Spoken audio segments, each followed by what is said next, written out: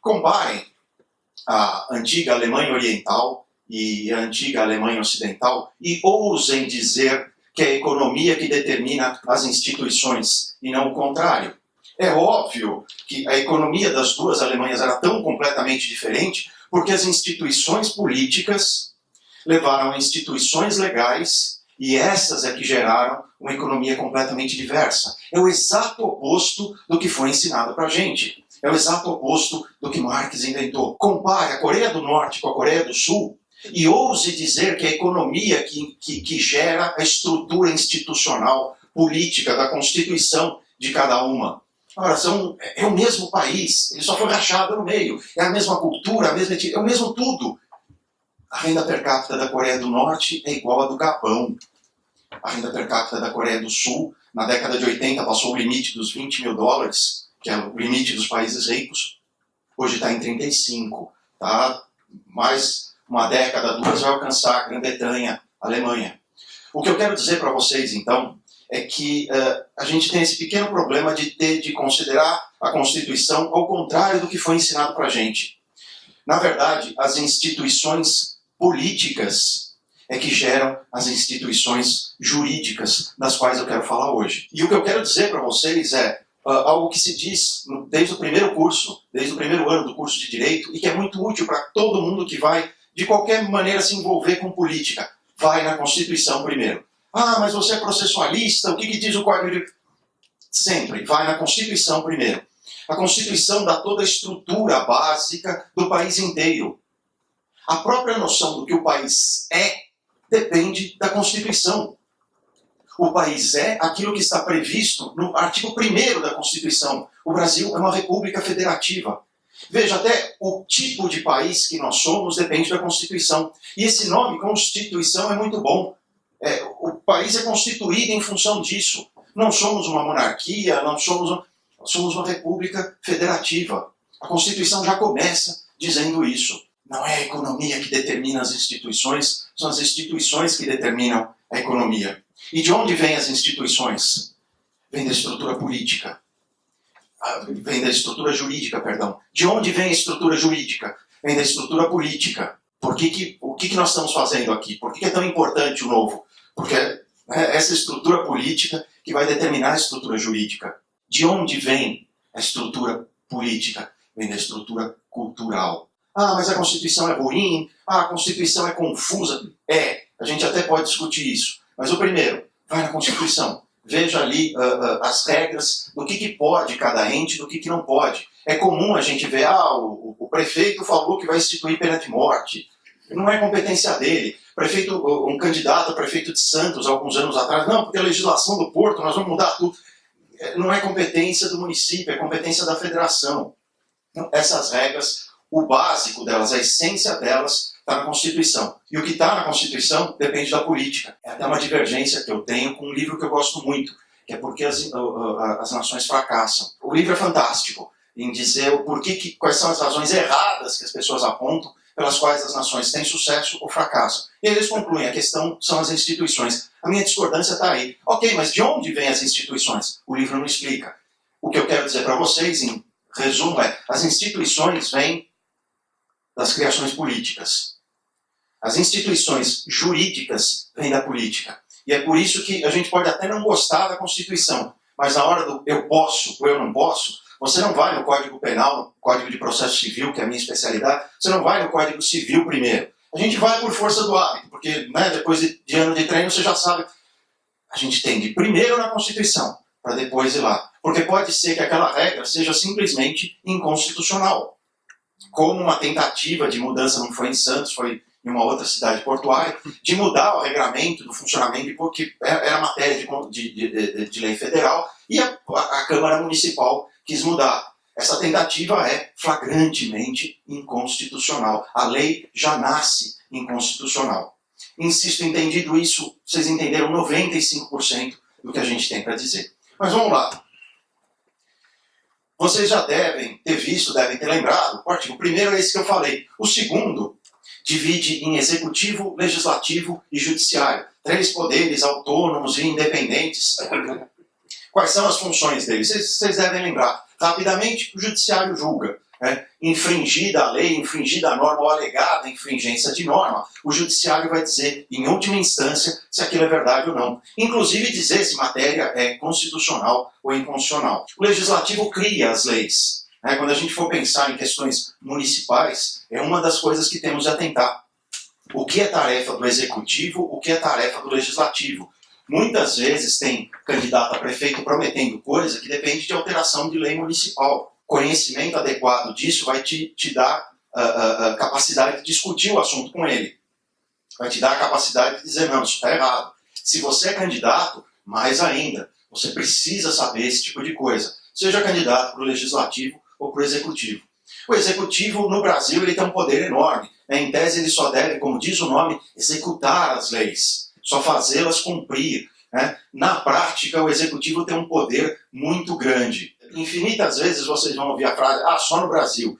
Tirando jabuticaba e pão de queijo, toda vez que eu ouço só no Brasil, eu lembro de outros países que eu visitei, que dizem, não, é só aqui que... Não, todo país que tem uma democracia incipiente é a mesma coisa, é do mesmo jeito. Isso é tradicional, essa hipertrofia do poder executivo. Artigo 2º da Constituição Federal. O artigo 18 vai dividir a federação em federação, a União, o Estado e o município. A União vai ser tratada dos artigos 20 a 24.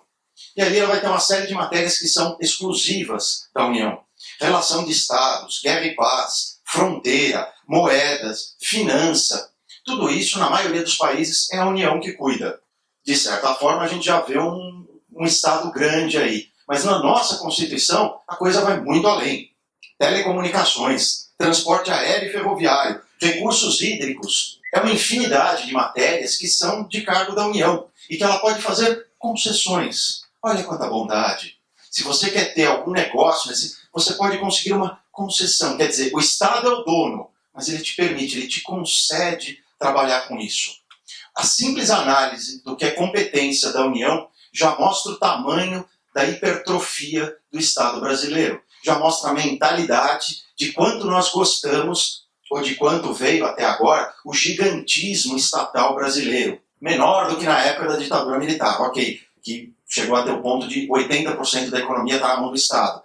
Mas ainda assim, olha o ranço estatista que a gente ainda carrega. Não, o Estado é o dono, mas ele pode conceder. Mesmo com matérias que hoje estão supostamente privatizadas. É concessão do Estado, como telefonia. O Estado é o dono, mas ele concede, geralmente, amigos do rei, empresas gigantescas.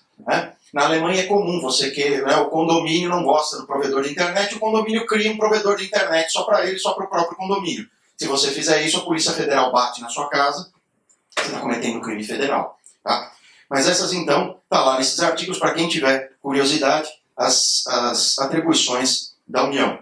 Artigo 25 a 28 vão tratar das atribuições do Estado. E vocês vão ver que em alguns casos, tirando esses exclusivos da União, tem uma série de coisas que são concomitantes. E outras que vão ser concomitantes com o município também. Exemplo típico, educação e saúde. E aí se cria com legislação infraconstitucional, não, se for universidade pode ser estadual, mas pode ser federal também. Em alguns casos, Universidade de Direito de São Bernardo do Campo, não, pode ser municipal também até. Não tem muita clareza. Saúde, nossa, não, dependendo da área vai ser federal, dependendo da necessidade, hospitais de especialidade é estadual, mas o município mantém, é uma coisa bastante confusa, e que aí vai dependendo de uma imensa legislação inferior. Não vou me alongar nisso também, só quero ressaltar que no Estado, algo de bastante curioso, que é algo que vamos ter de pensar para a eleição de 2018, o governador tem um poder gigantesco. Nem precisaria insistir muito nisso, quão grande é o poder do governador no Estado brasileiro. A Câmara Estadual, ao contrário, tem um poder reduzidíssimo. Tem até uma piada que diz, deputado estadual só serve para dar nome de estrada, etc. O que eles julgam, o que eles legislam efetivamente é muito pouco, é muito pequeno. Curiosamente, o Estado, o governador tem um poder enorme. Mas o quão pouco a Câmara Estadual pode legislar mostra o quanto o nosso federalismo também é capenga. Em países realmente federalistas, como até no nome diz Estados Unidos, você tem estados com razoável grau de independência que resolveram se unir. No Brasil é o exato oposto. Você tem um governo centralizado, fortíssimo, que por questões administrativas permite ou concede, se quiser, a existência de estados. Para os municípios, artigos 29 a 31. 29 vai falar das despesas, 30 dos tributos, os serviços de interesse local. Interesse local, entre outros, saúde, naquilo que não for especializado, o que é muito difícil de saber onde está exatamente a fronteira. Transporte, né, vias públicas e essas atividades que são tipicamente do município. Né, não está previsto em legislação constitucional, ou seja, acaba caindo em legislação estadual e municipal. É frequente o que a gente em direito chama de conflito de normas. Uma norma do município dizendo isso é competência do município, ou isso não é competência do município. E o Estado a aquele município pertence dizendo isso é ou não é competência do município. E aí fica-se anos e anos, às vezes, brigando, ou no tribunal, das mais variadas formas políticas, essa briga de saber o que é e o que não é competência do município. Em grande medida, os críticos dizem, isso é defeito da nossa Constituição. Ela legisla sobre uma infinidade de coisas. Aquelas que são realmente importantes, como essa, ela deixa para a legislação infraconstitucional. Não existe clareza exatamente do que é municipal, o que é estadual. Você tem de cair nessa legislação que a gente chama de infraconstitucional, e é comum o conflito de interesses entre esse tipo de coisa. Artigo 37 e 38 vai falar da administração pública. Vale para os três. O que é administração pública? É poder executivo. Eu chamo a atenção para o inciso 18. Ele diz que existe precedência para a administração fazendária e seus servidores fiscais. Isso tem precedência sobre tudo. Ou seja, para arrecadar imposto, para receber dinheiro, precedência total sobre o resto todo. E por fim, para encerrar aqui minha participação e já passar para o módulo, que é, como eu disse, ele é procurador do município, ele trabalha com isso. Procurador do município significa, ele vai explicar melhor, ele advoga para proteger, ele é o defensor da prefeitura. O legislativo, artigo 44 e seguintes. Vocês vão ver uma longa disciplina do que o legislativo faz e de como uma lei é feita. O executivo tem um raio de ação maior e por isso as normas para o executivo são em menor número. Para o legislativo, como ele cria as normas, existe um regramento preciso, minucioso, bastante longo mesmo, do que ele pode, do que ele não pode fazer e de como essas normas devem ser feitas. Tá bem? Essa era a minha participação. Obrigado. Passo para o módulo.